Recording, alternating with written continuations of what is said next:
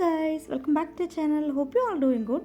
Guys, இன்னைக்கு இந்த வீடியோவில் ஸ்ப்ரிங் ஆனியன் வச்சு ஒரு சூப்பர் அண்ட் டேஸ்டியான ஈவினிங் ஸ்நாக்ஸ் தாங்க பண்ண போகிறோம். அதாவது ஸ்ப்ரிங் ஆனியன் வடை எப்படி பண்ணுறது தாங்க பார்க்க போகிறோம். வீடியோக்குள்ளே போகிறதுக்கு முன்னாடி நம்மளோட சேனல் ஃபஸ்ட் டைம் பார்க்குறதா இருந்தால் மறக்காமல் சப்ஸ்கிரைப் பண்ணிக்கோங்க. இந்த ஸ்ப்ரிங் ஆனியன் வடை பண்ணுறதுக்கு முதல்ல வெங்காயத்தால் அதாவது ஸ்ப்ரிங் ஆனியனை நல்லா க்ளீன் பண்ணி எடுத்து வச்சுக்கோங்க. பிறகு கடலைப்பருப்பை தண்ணியில் ஒரு 4 மணி நேரம் ஊற வச்சுட்டு பிறகு தண்ணி வடிகட்டி எடுத்து வச்சுக்கோங்க.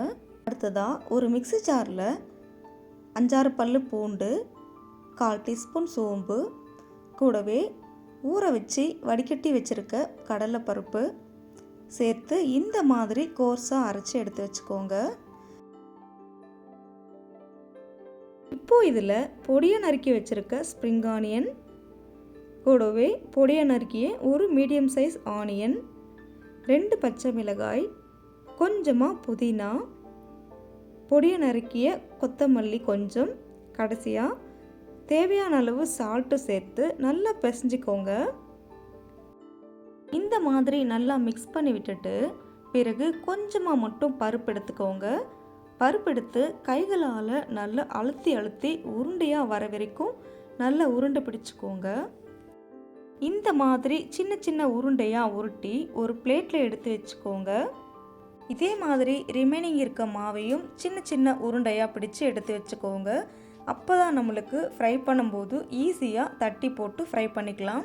அடுத்ததான் ஸ்டவ் ஆன் பண்ணி பேனில் எண்ணெய் நல்லா சூடானதும் அடுப்பை மீடியம் ஃப்ளேமில் வச்சுக்கோங்க. இப்போ நம்ம உருண்டை பிடிச்சி வச்சுருக்க பருப்பு உருண்டையை உள்ளங்கையில் வச்சு லைட்டாக ப்ரெஸ் பண்ணிவிட்டு எண்ணெயில் சேர்த்துக்கோங்க.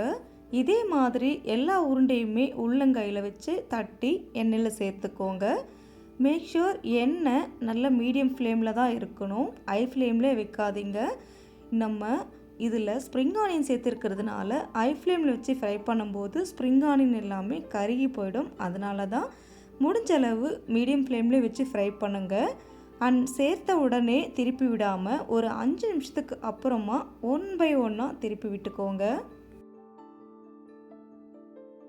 பாருங்க, நம்ம சேர்த்த வடை எல்லாமே கலர் மாற ஸ்டார்ட் ஆகிடுச்சு. இந்த மாதிரி கோல்டன் ப்ரௌன் கலர் வந்த உடனே எண்ணெயிலேருந்து எடுத்துருங்க. ரொம்ப பொன்னிறமாக வர வரைக்கும் ஃப்ரை பண்ணணும்னு அவசியம் இல்லைங்க. ஏன்னா நம்ம மீடியம் ஃப்ளேமில் ஃப்ரை பண்ணியிருக்கிறதுனால உள்ளேயும் வெளியும் நல்லாவே ஃப்ரை ஆகிருக்கும். லைட் ப்ரௌன் கலர் வந்த உடனே எடுத்துருங்க. இதே மாதிரி ரிமைனிங் இருக்க பருப்பு உருண்டையும் தட்டி போட்டு ஃப்ரை பண்ணி எடுத்துக்கோங்க.